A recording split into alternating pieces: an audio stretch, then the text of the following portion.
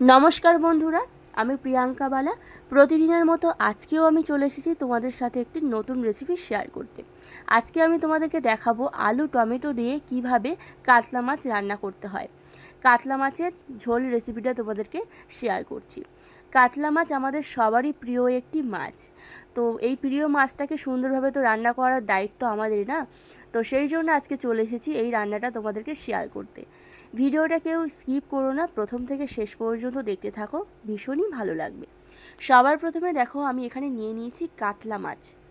তো কাতলা মাছ নিয়ে নেওয়ার পর আমি মাছটাকে কিন্তু আগের থেকে ভালো করে পরিষ্কার করে জলে ধুয়ে 5 মিনিটের জন্য জল ঝরাতে রেখে দিয়েছিলাম। তারপর একটা প্লেটের মধ্যে মাছগুলো নিয়ে তার মধ্যে দিয়ে দিলাম 1 চামচ পরিমাণ লবণ, 1/2 চামচ পরিমাণ হলুদ গুঁড়ো, 1/2 চামচ পরিমাণ লঙ্কার গুঁড়ো, মোটামুটি নুন হলুদ লঙ্কা সব কিছু দিয়ে তার মধ্যে একটুখানি আমি তেল অ্যাড করেছি। সর্ষের তেল হোক বা সাদা তেল হোক, যে কোনো ধরনের তোমরা অয়েল এখানে অ্যাড করতে পারো।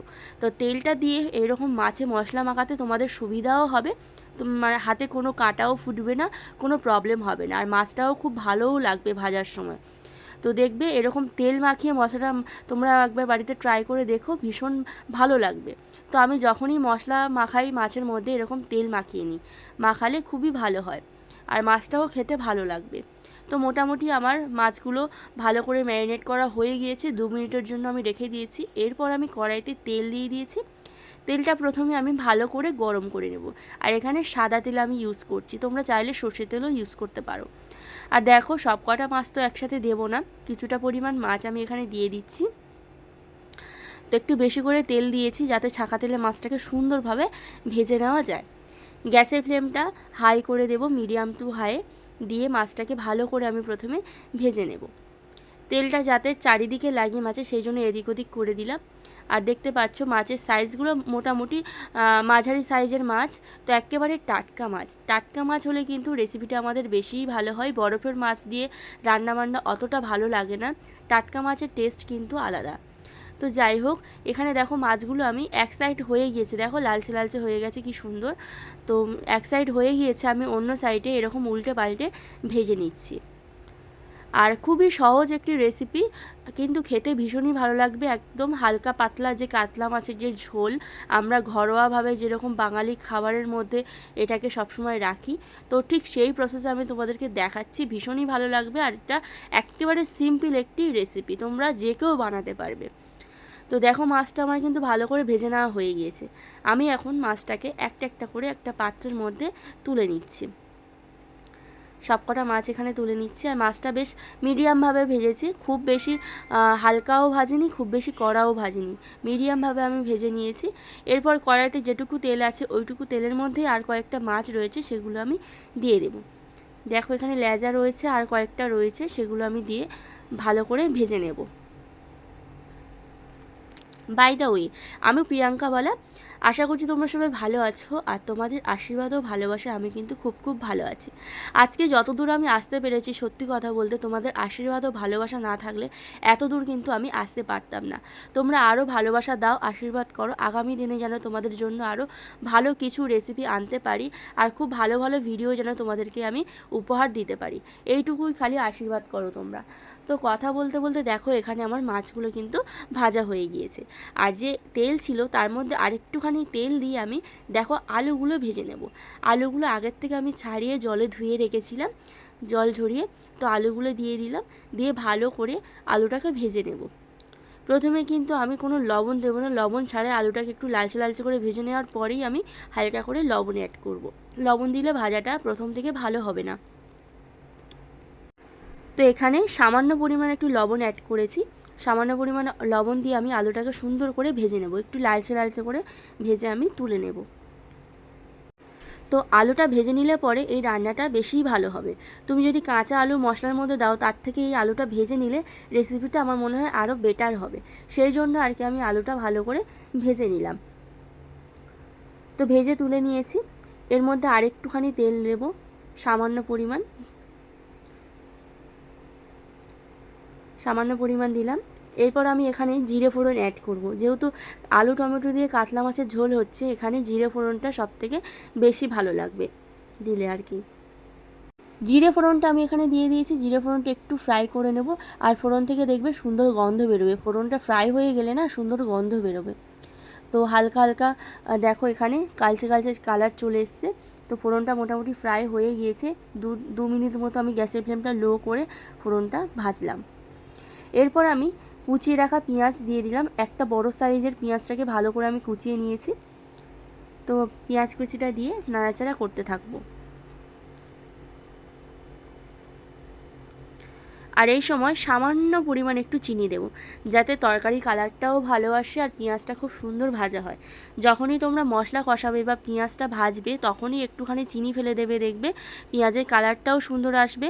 আর সবচেয়ে বড় কথা, তরকারি কালারটাও আসবে। আর লবণ চিনির যে ব্যালেন্স, লঙ্কা লবণ আর চিনি এর যে ব্যালেন্স থাকে সেটা একেবারে ঠিকঠাক থাকবে। তো আমি এখানে দিয়ে দিলাম আদা রসুন পেস্ট, সামান্য পরিমাণে একটু আদা রসুন পেস্ট দিয়েছি, খুব বেশি মশলা এখানে অ্যাড করিনি আমি। তো দেখো ভালো করে গ্যাসের ফ্লেমটা হালকা করে, মানে বেশি জোরে দেবো না, লো করে আমি ভালো করে মশলাটা কষিয়ে নেব। দিয়ে দিলাম 1 চামচ পরিমাণ লঙ্কার গুঁড়ো, 1 চামচ পরিমাণ হলুদ গুঁড়ো, আর সামান্য পরিমাণ একটুখানি জল দেবো, 1 থেকে 2 চামচ মতো, স্পুন চামচের। দিয়ে ভালো করে দেখো মশলাটা রেডি করে নিচ্ছি। আর কত সুন্দর কালার চলে এসছে দেখো মশলাটার। আর সব শেষে দিয়ে দেবো টমেটো কুচি। তো টমেটোটা একটু বড় বড় করে দিয়েছি কেন, আমার না তরকারির মধ্যে টমেটোটা খেতে ভীষণই ভালো লাগে, সেই জন্য একটু বড় বড় করে দিয়েছি যাতে টমেটোটা একটু গোটা গোটা থাকে। আর দিয়ে দিলাম এখানে বেশ কয়েকটা কাঁচা লঙ্কা চিড়ে, দিয়ে সুন্দর করে মশলাটা আমি কষিয়ে নিচ্ছি। দেখো মশলা থেকে অলরেডি তেল ছাড়তে শুরু করছে। এরপর আমি দিয়ে দেব ভেজে রাখা আলুগুলো। ভেজে রাখা আলুগুলো দিয়ে সুন্দর করে নাড়াচাড়া করতে থাকবো।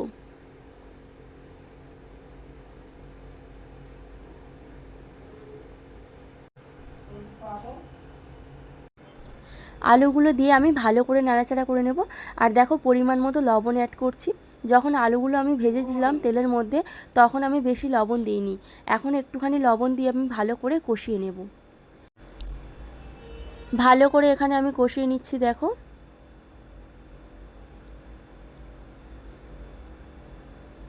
এরপর আমি দিয়ে দিচ্ছি পরিমাণ মতো জিরের গুঁড়ো, তোমরা চাইলে জিরে বাটাও দিতে পারো। তো এটা কাঁচা জিরে আমি গুঁড়ো করে রেখেছিলাম, সেটাই দিয়ে দিলাম। এই সমস্ত মশলা কিন্তু যতটুকু মাছ নিয়েছি তার উপর নির্ভর করছে, মাছ আর আলুর মধ্যে। তো তোমরাও যখন রান্না করবে মশলাটা তোমরা তোমাদের পরিমাণ অনুযায়ী যতটুকু দিতে চাও তার উপর নির্ভর করবে। তো ভালো করে আলুটা আমার কষানো হয়ে গিয়েছে দেখতে পাচ্ছ। এরপর আমি জল অ্যাড করব, এই মগের 2 মগ জল দেব। 2 মগ জল দিলাম, দিয়ে খুন্তি দিয়ে একটুখানি নাড়াচাড়া করে নেব।